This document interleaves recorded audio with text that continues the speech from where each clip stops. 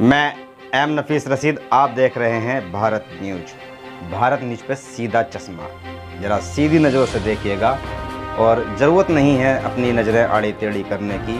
और समझ में आए तो कमेंट्स करके ज़रूर बताइएगा कि आपको सीधा चश्मा ये कैसा लगा, क्योंकि ज़रूरी है पहले आपका समझना। मैं बात करता चलूँ अनुच्छेद 341 की। अनुच्छेद 341 पर लगी एक मजहबी पाबंदी है, जो कि आर्टिकल है, संविधान का आर्टिकल है। और 10 अगस्त 1950 में इस पर पंडित जवाहरलाल नेहरू, जो कि पूर्व प्रधानमंत्री थे और उनके साथ में शिक्षा मंत्री थे मौलाना अब्दुल कलाम आज़ाद, उन्होंने इस पर मजहबी पाबंदी लगा दी थी, ये कहकर कि मुस्लिमों में जात पात नहीं होती है। और आपको ये भी बताता मैं चलूँ कि एक षड्यंत्र के तहत इसे राजनीतिक षड्यंत्र कहा जाए कि अगर जिस तरह बाबा भीमराव अम्बेडकर साहब ने सभी दलित वर्गों को आरक्षण दिया, तो उसमें यह कहा गया था साफ साफ शब्दों में कि अगर दलित हिंदू है तो दलित मुस्लिम भी है, क्योंकि बाबा भीमराव अम्बेडकर साहब ये मानते थे कि जो काम हिंदू दलित करते हैं वही मुस्लिम भी दलित करते हैं। धर्म परिवर्तन हुआ है, समाज व पेशा परिवर्तन नहीं हुआ है। हमने आज देखा कि भाई कुछ युवा जो कि अलग अलग समुदाय से आते हैं, उसमें मैंने कुछ पोस्टें फेसबुक पर पढ़ी और पढ़ने के बाद में मैं ये महसूस कर रहा हूँ कि अपने पर्सनल बिहेव पर मैं पहले अनुच्छेद 341 पर लिखता था। कुछ इसके अलावा और भी लोग थे, जैसे कि मैं नाम लूँ तो मैं सिर्फ ये पहचानता हूँ कि गुलजार सलमानी सहारनपुर से रहने वाले हैं सहारनपुर के, वो लिखते थे अनुच्छेद 341 पर, और वो दलित की बात करते हैं और कर्पूरी ठाकुर फार्मूला किस तरह लागू किया जाए उस पर भी बात करते हैं। इसी के साथ 2-4 मुझे लोग और भी मिले, पर मैं जिस तरह आपको दिखा रहा हूँ, लगातार दिखाऊंगा मैं आपको और भी, और बताता भी चलूँ आपको मैं कि अनुच्छेद 341 पर अब लगता है कि जागृति आ रही है। इसमें अगर कोई ये कहा जाए, इसमें वो लोग भी शामिल हो रहे हैं जो पहले सिर्फ राजनीति की बातें करते थे, वो अब ज़मीन पर जुड़कर बात कर रहे हैं अनुच्छेद 341 हटे कैसे। मैं सबसे पहले बात करूंगा, बदायूं के रहने वाले हैं मुख्तियार सलमानी।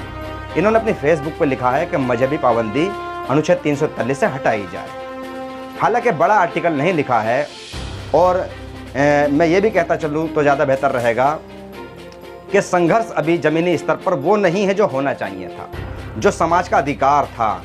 इसी तरह एक सलमानी है, मैं नहीं जानता हूँ ये कहाँ रहते हैं, पर मैंने इनकी फेसबुक पर देखा कि ये लिख रहे हैं कि हमें अब समाज को जगाने के लिए, समाज की मजबूती के लिए डोनेशन लेना पड़ेगा। तो मैं ये भी समझ रहा हूँ कि ये भी एक ज़मीनी स्तर का मुद्दा है।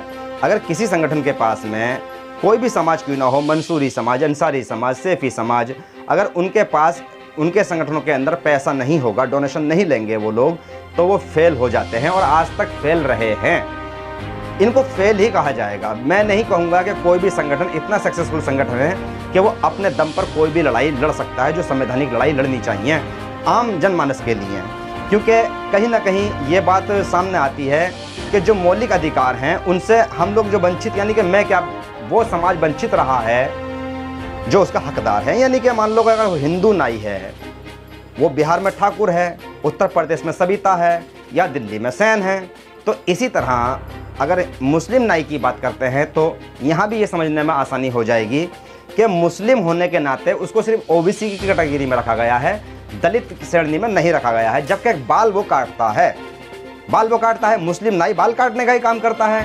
तो इस को समझने की ज़रूरत है। तो अब ये लगता है कि ज़मीनी स्तर पर मंसूरी, सैफी, अंसारी समझने की कोशिश कर चुके हैं या समझ चुके हैं और ये जाग रहे हैं, तो इस पर इनको मुबारकबाद दी जाए। मैं इरफान सलमानी देहलवी दिल्ली से ही हैं, उनकी फेसबुक पढ़ रहा हूँ, तो वो भी लिख रहे हैं कि हमें अनुच्छेद 341 पर बैठकर बात करनी चाहिए, पसमानदा समाजों को हमें जुड़ना चाहिए। और जो मौजूदा वक्त की केंद्र सरकार है, नरेंद्र मोदी जी की सरकार को, वो बता रहे हैं कि वो बड़े बड़े दुर्लभ फैसले लेती है। और मैं भी मानता हूँ इस बात को कि भाई 370 का फैसला अगर नरेंद्र मोदी की सरकार ने लिया है, तो एक तरह से मुस्लिमों को 3 तलाक के कानून से बड़ा फ़ायदा हुआ है। अब कोई ये इस कंट्रोवर्सी में ना पड़ जाए कि भाई नफीस क्यों बोल रहा है, कि मुस्लिमों को क्या फ़ायदा हो गया है। तो कुल मिला के बहन बेटियाँ भी मुस्लिमों की ही सुरक्षित हुई हैं इस कानून से। और जो कोई अगर मुल्ला और किसी की दुकान बंद हो गई है मुल्ला सुल्ला की, तो मैं समझता हूँ कि उसको इग्नोर किया जाए। जो लोग बेईमान हैं, जो लोग नहीं चाहते कि समाज के अंदर से गंदगी हटे, तो वो लोग तो परेशान हो सकते हैं। बहरहाल समझदार पढ़े लिखे लोगों ने तो 3 तलाक का स्वागत किया है। तो इरफान देहलवी की ये बात सही लग रही है मुझे कि अगर केंद्र सरकार से अगर बात की जाए अनुच्छेद 340 के मुद्दे पर पसमानदा समाज के लिए, जो कि मुस्लिम दलित समाज भी कहा जाता है, जिसको शायद मुनाफा होगा, यानी कि फ़ायदे में पहुंच जाएगा। अब इनकी जो ज़रूरतें हैं उन पर अगर हम विस्तारपूर्वक बात करें तो वो बड़ी लंबी फहरिस्त है। शिक्षा में बढ़ोतरी हो जाएगी, नौकरियों में बढ़ोतरी हो जाएगी, मान सम्मान में बढ़ोतरी हो जाएगी। अगर कोई किसी को जाति सूचक शब्द कह रहा है तो उस पर भी यानी कि एक तरह से भाई बंदिश लगेगी। और जो मॉब लिंचिंग होती है, जिस पर आप कहते हो कि भाई गरीब मुस्लिमों को मार दिया गया, तो वो भी प्रतिबंधित हो जाएगा। क्योंकि एक डर होगा कानून का, लोगों के डर दिल में कि भाई अगर हमने किसी मुस्लिम नाई, मुस्लिम तेली, मुस्लिम बढ़ई को मारा पीटा, उससे झगड़ा किया, या उसको, देखिए मैं खुले शब्दों में बता रहा हूँ, ये कोई कानूनन इस पर एक्ट नहीं है कि मैं आज जाति सूचक शब्द खुले शब्दों में बोल रहा हूँ और कोई कुछ नहीं कर सकता।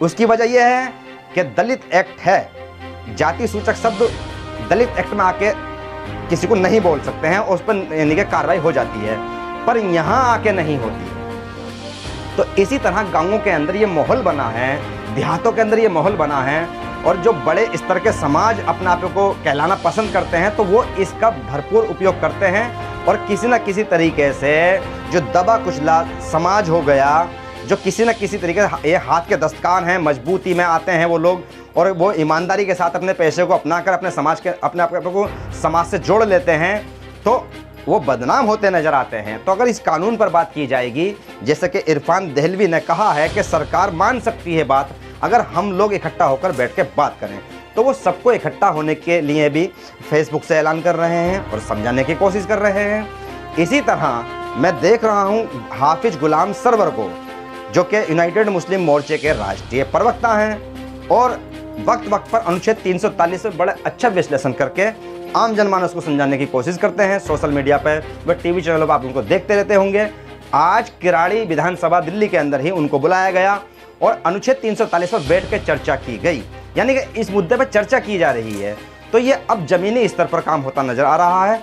अब ज़रूरत उनको है जो नहीं जाग रहे हैं और जो नहीं समझ रहे हैं। तो मैं जहाँ तक समझता हूँ कि भाई अगर मैंने 4 से 5 पोस्टें सोशल मीडिया पर देख ली हैं, और देखने के बाद मैं ये प्रोग्राम में बना रहा हूँ उन लोगों के लिए कि वो जाग जाएं जिनको ज़रूरत है अनुच्छेद 340 से मजहबी पाबंदी हटने के बाद फ़ायदा मिलने की, तो वो कम से कम ज़मीनी स्तर पर आगे प्रोग्राम को बढ़ाएं। अपने समाज से सर्व समाज के लिए डोनेशन इकट्ठा करने की बात करें, कोशिश करें। मैं ये नहीं कह रहा हूँ कि डोनेशन किसको देना है, आप अपने पास रखिएगा, किसी को ज़रूरत नहीं है आपके पैसे की। अपने प्रोग्रामों पे खर्च कीजिएगा, अपने मुकदमों पे खर्च कीजिएगा, आप अपने संगठनों को मजबूत कीजिएगा। बहुत से लोग जो मुझसे खास करके नफरत करते हैं, एक झुंड बन के शामिल हो गया है, उनकी मैं पहचान कर रहा हूँ। यानी कि आने वाले वक्त में मैं बताने की भी कोशिश करूँगा कि वो ये समझ ही नहीं पाते हैं कि एक लेखक की परिभाषा क्या होती है और एक पत्रकार को क्या करना होता है। वो सिर्फ इसी खुंदक में है कि ये प्रसिद्धि इस नफीस को बदनाम करके कैसे हासिल की जाए। तो उनकी यानी कि जो घटिया मानसिकता है उस पर भी मैं चोट करूंगा और उन लोगों का खुलासा करूंगा और बताऊंगा कि ये लोग आपको काम नहीं करने देंगे। तो ऐसे लोगों से भी आपको बचने की ज़रूरत है। ये ज़्यादा लोग नहीं है, 20 से 25 लोगों की इनकी गिनती मैं कर पा रहा हूँ। ये खुद ही लोग गालियाँ देते हैं सोशल मीडिया पर उस आदमी को जो सोशल मीडिया पर एक्टिव है या सामाजिक गतिविधियों में शामिल है। तो आप जैसे मुझे रोकने की कोशिश की गई, तो आपको भी ऐसे ही रोकने की कोशिश की जाएगी। कभी ये मुकदमों की धमकी देंगे, कभी ये जान से मरने की धमकी देंगे, कभी ये आपको बदनाम करने की धमकी देंगे, और कहीं ना कहीं आपके कारोबार को या आपके परिवार को या आपके जैसे मेरे चैनल को टारगेट किया गया, तो इसी तरह आपके कारोबार को भी टारगेट कर सकते हैं। आपको निचला बताएंगे, आपको चोर भी बता सकते हैं। तो ज़रूरत है लोगों की पहचान करने की। तो इसी तरह आप भी ट्रोल्स हो सकते हो, मुझे भी ट्रोल किया गया है। तो कुल मिलाकर ऐसे लोगों की पहचान कर लो और इनसे डट के मुकाबला किया जाए, पर डोनेशन बंद ना किया जाए। कहने का मतलब साफ साफ ये है कि डोनेशन बंद ना किया जाए। इसी तरह जो आप लोग अनुच्छेद 343 पे अभियान चला रहे हो, ये आपका मौलिक अधिकार है। भारत सरकार इस पर बात कर सकती है आपसे अगर आप कोशिश करोगे। सुप्रीम कोर्ट भी आपसे बात कर सकता है अगर आप कोशिश करोगे। वैसे तो मैंने सुना है और थोड़ी जानकारी रखता हूँ कि इस पर मुकदमा यानी कि ये एक मामला सुप्रीम कोर्ट में चल रहा है। इस पर पिटीशन दाखिल हो चुकी है, कई राउंड की इस पर सुनवाई हो चुकी है और सुप्रीम कोर्ट भी ये चाहता है कि केंद्र सरकार जवाब दे। तो एक बार केंद्र सरकार ने जवाब दिया भी है, शायद वो कुछ वर्ष पहले का मामला है। बहरहाल जवाब तो दिया ना सरकार ने, तो सरकार बात क्यों नहीं करेगी?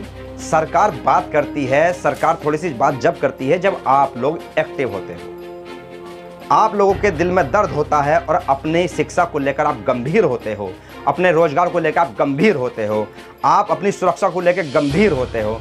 तो ये ज़रूरतें सारी आपकी हैं और गंभीर आपको होना पड़ेगा। तो इस तरह अगर कोई इरफान देहलवी या कोई मुख्तियार सलमानी या कोई सलमान सलमानी या कोई हाफिज गुलाम सरवर जैसे व्यक्ति आपको आके समझाते हैं और वो कहते हैं कि आइए बात करते हैं इस मुद्दे पर बैठकर, तो मैं समझता हूं कि कर लेनी चाहिए, क्योंकि ये मामला आप लोगों की ज़रूरत से जुड़ा हुआ है। अगर ये वीडियो आपको समझ में आया है, और जैसे मैंने पहले शुरू में कहा था कि आपका समझ में आना बड़ा ज़रूरी है, ज़रा चश्मा सीधा रखिएगा, क्योंकि हो सकता है कि किसी की नज़र कमज़ोर हो और वो ये सोच ले कि नफीस का इसमें कोई फ़ायदा होगा। तो नफीस का कोई फ़ायदा नहीं है, नफीस कोई नेता नहीं है, ना बनेगा नेता कभी भी। बहरहाल ये तो कहना ज़रूर चाहेगा कि अगर वीडियो समझ में आ चुका है तो कमेंट्स करके ज़रा मुझे बता दें कि आपकी समझ में आ चुका है और आप इस मुद्दे को समझ चुके हैं। नहीं तो इन लोगों से संपर्क कीजिए या उन लोगों से संपर्क कीजिए जो इसकी लड़ाई लड़ रहे हैं। हो सकता है आप इसकी हिस्सेदारी में शामिल हो जाएं। वीडियो को शेयर करें, मेरे चैनल को सब्सक्राइब करें और ज़रा इस प्रोग्राम को आगे बढ़ा दें, क्योंकि बहुत लोग इंतज़ार कर रहे हैं कि नफ़रत कैसे ख़त्म की जाए। मैं एम नफीस रशीद, आप देख रहे थे भारत न्यूज़।